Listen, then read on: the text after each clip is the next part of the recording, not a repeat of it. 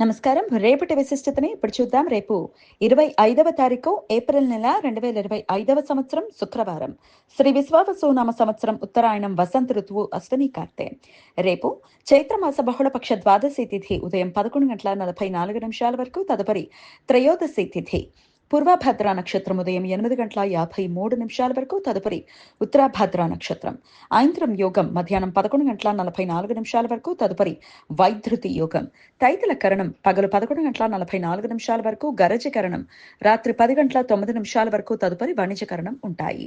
సూర్యుడు మేషరాశిలో అశ్విని నక్షత్రం 4వ పాదంలో సంచరిస్తున్నాడు.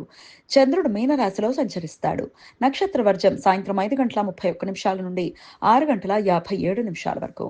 అమృతకాలం రాత్రి 2:08 నుండి 3:35 వరకు. హైదరాబాద్ ప్రాంతం వారికి రేపు సూర్యోదయం ఉదయం 5:54 సూర్యాస్తమయం సాయంత్రం 6:35 చంద్రోదయం రాత్రి 4:27 చంద్రాస్తమయం సాయంత్రం 4:10 అభిజిత్ ముహూర్తం పగల 11:49 నుండి మధ్యాహ్నం 12:40 వరకు. దుర్ముహూర్తం ఉదయం 8:26 నుండి 9:17 వరకు. మరలా మధ్యాహ్నం 12:40 నుండి 1:30 వరకు. రాహుకాలం ఉదయం 10:39 నుండి మధ్యాహ్నం 12:14 వరకు.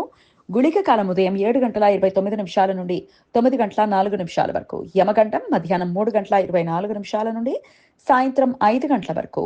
ఇవాళ వరూధిని ఏకాదశి ఉపవాసం ఉన్న వారికి పారణ సమయం రేపు సూర్యోదయం నుండి ఉదయం 8:26 వరకు ఉంటుంది.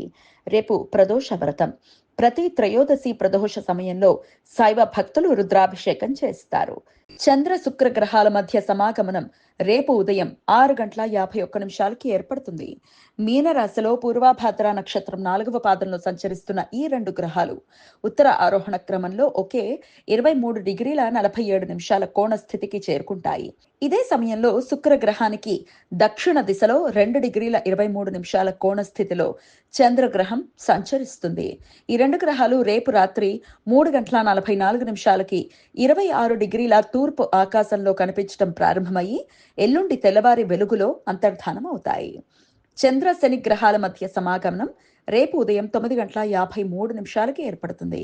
మీన రాశిలో ఉత్తరాభాద్ర నక్షత్రం 1వ పాదంలో చంద్రగ్రహం, పూర్వభాద్ర 4వ పాదంలో శనిగ్రహం ఒకే 23:53 ఉత్తర ఆరోహణలో సంచరిస్తూ ఉదయం 9:53 శనిగ్రహానికి ఉత్తర దిశలో 2:17 కోణ స్థితిలో చంద్రగ్రహం చేరువవుతుంది.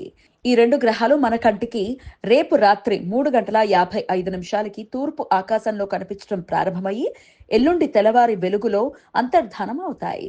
ఏకార్గళ దోషం రేపు మధ్యాహ్నం 12:31 నుండి ఎల్లుండి ఉదయం 6:27 మధ్య కాలంలో ఏర్పడుతుంది.